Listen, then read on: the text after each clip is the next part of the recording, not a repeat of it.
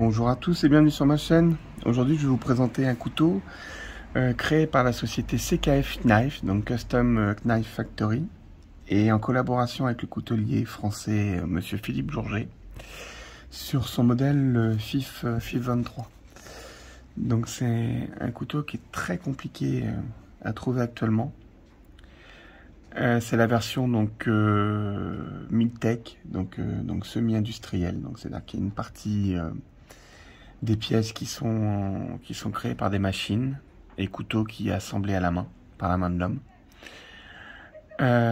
C'est notamment la version custom du FIF 23 de Monsieur Philippe Jourget qui est un couteau très recherché et qui coûte un certain prix, surtout en deuxième main.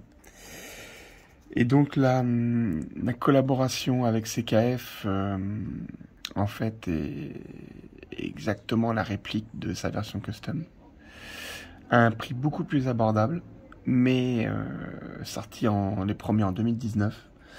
Et c'est un couteau qui est très très compliqué à trouver et à des tarifs intéressants. Ça peut monter très très haut. Donc ce couteau en fait, basé sur le FIF 23 de Philippe Jourget, donc avec la société CKF, on voit d'un côté le logo CKF et de l'autre côté le logo de Monsieur Philippe Jourget. Donc c'est un modèle en fait avec des plaquettes en carbone marbré.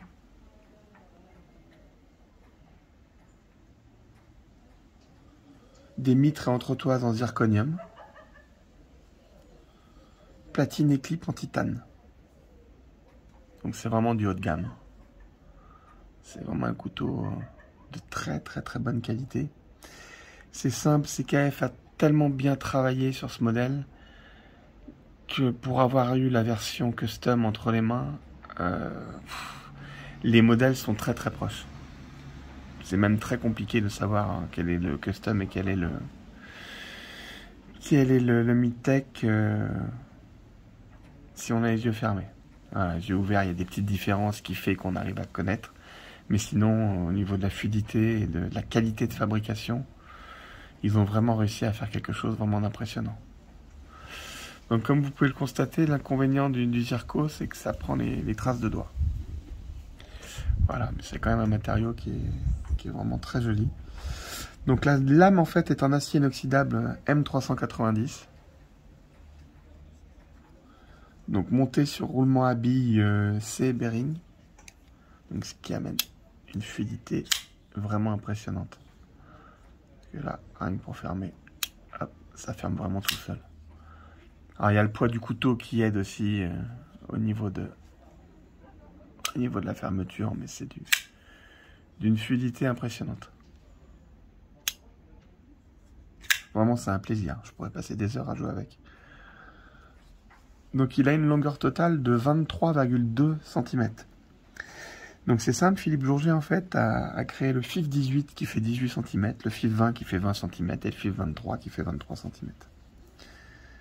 Vous avez une longueur de lame de 10,2 cm pour une longueur de manche de 13,2. Vous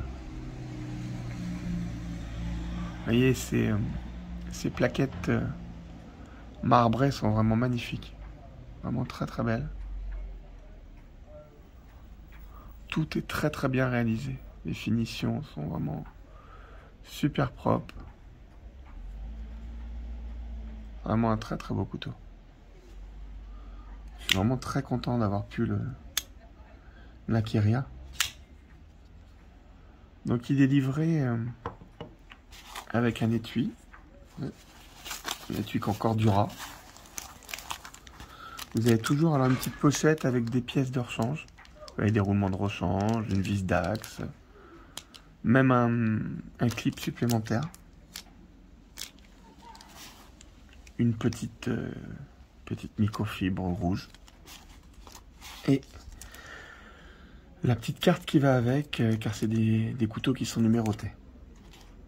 Voilà, et vous avez justement le numéro qui est mis juste ici sur la base avec le type d'acier de la lame.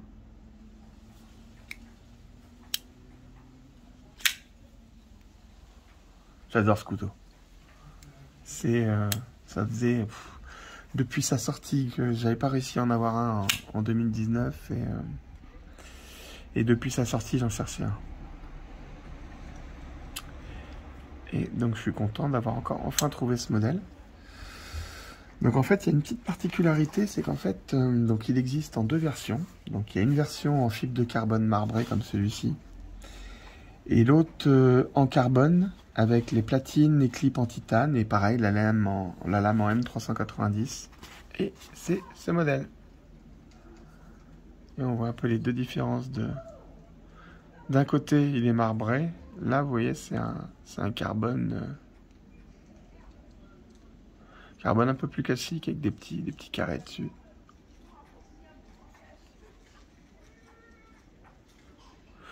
Alors, en fait, j'en cherchais un depuis très longtemps et je suis tombé sur deux. Donc le truc en fait, c'est que cette version-là, ne trouvant pas de FIV 23 depuis plusieurs années, je l'ai racheté à un collectionneur situé en Israël. Donc ça a été assez compliqué, il y a eu énormément de délais de livraison, avec beaucoup de retard. Et donc pensant qu'il allait jamais arriver et que les assurances allaient me le rembourser, j'ai un collectionneur que je connais par le biais d'un forum qui m'a proposé celui-ci, il l'avait en double. Donc j'ai fait, bah ouais je vais le prendre, hein, parce que l'autre devait mettre 3 semaines à arriver et près de 2 mois après je l'avais toujours pas. Donc je me suis dit bah l'assurance va me rembourser et puis je vais acquérir celui-ci. Et puis bah quand j'ai reçu celui-ci, l'autre est arrivé 2 jours après. Voilà. Donc il n'y a pas eu de perte aucune perte. Donc j'ai bien reçu le couteau. Donc du coup j'ai les deux modèles en carbone. Donc pour l'instant, c'est vrai que je conserve les deux. Je pense certainement en revendre un des deux prochainement. Malgré que j'aime vraiment beaucoup les deux. J'ai une petite préférence pour le marbré, que je trouve un petit peu plus joli. Et c'est quand même des couteaux qui ont un certain coût. Donc je pense que celui-ci, je risque certainement de le revendre prochainement. Ils sont entièrement neufs, en très très bon état.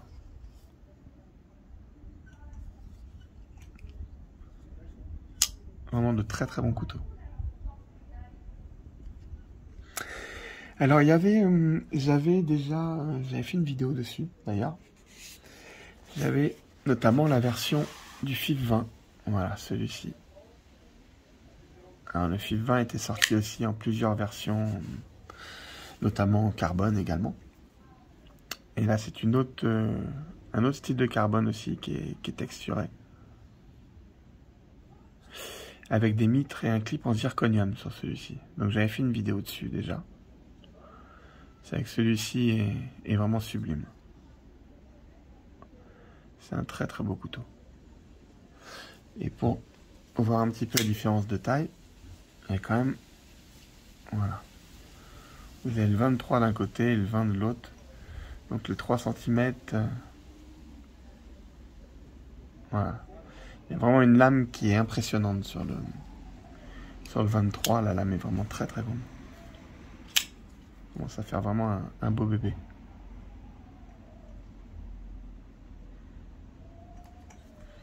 Voilà, donc si vous avez des questions, n'hésitez pas. Hein. Je serai là pour y répondre. Et puis, juste pour informer ceux que ça peut intéresser, c'est que donc normalement, alors oui, parce qu'on a déjà fait les réservations, mais il peut y avoir du retard. Normalement, en milieu d'année 2025, il y a le FIV 18, justement, de CKF et de Philippe Bourget qui va sortir. Les précommandes ont commencé en juillet 2024. Donc il y aura 2 modèles. Un qui sera entièrement en titane et l'autre avec des incrustations carbone sur le manche. Les précommandes sont terminées. J'ai précommandé les deux d'ailleurs. C'est pour ça que je pense que je vais revendre un des deux 23. Voilà. Donc je ferai une vidéo sur les FIV 20, les FIV 18 pardon, quand je les recevrai. normalement courant 2025. Et ils vont faire justement des modèles un petit peu comme celui-ci en zirconium et avec un look un peu particulier. Mais ils ne seront vendus que sur salon, donc que sur Salon Pro. Voilà, sur site internet, vous aurez pour l'instant que les versions titane et titane carbone. Celui-ci est magnifique aussi. Ils ont fait vraiment de très très beaux couteaux. Alors CKF fait quand même pas mal de collaborations avec beaucoup de couteliers du monde entier. Alors moi j'ai une préférence pour les couteliers français. J'avais fait des vidéos dessus déjà. J'avais également de chez eux le Daveless. J'avais fait une vidéo que j'avais personnalisée avec la gravure dessus et un traitement céracote. La finition normale était... alors celles-ci, elles étaient en titane. Les platines étaient en titane ici. Les inserts, pardon, en titane. Et les plaquettes étaient en noir zircuti. Et donc, vous pourrez regarder la vidéo si ça vous intéresse. J'avais expliqué pourquoi je l'avais refait faire en traitement céracote. Donc c'est vrai que CKF fait vraiment du très très bon boulot. De très très bonnes collaborations. Et j'avais également celui-ci dont j'avais fait une vidéo, qui est le modèle de Tashi Barucha, qui est vraiment aussi un couteau sublime. Donc CKF fait vraiment de très très bonnes collaborations. Et normalement, j'ai cru entendre que prochainement, ils allaient sortir une collaboration avec le coutelier Tomagoni, donc The Tech Knife. Voilà, donc c'est pas encore officiel, mais je crois que la collaboration va être pour 2026, il me semble.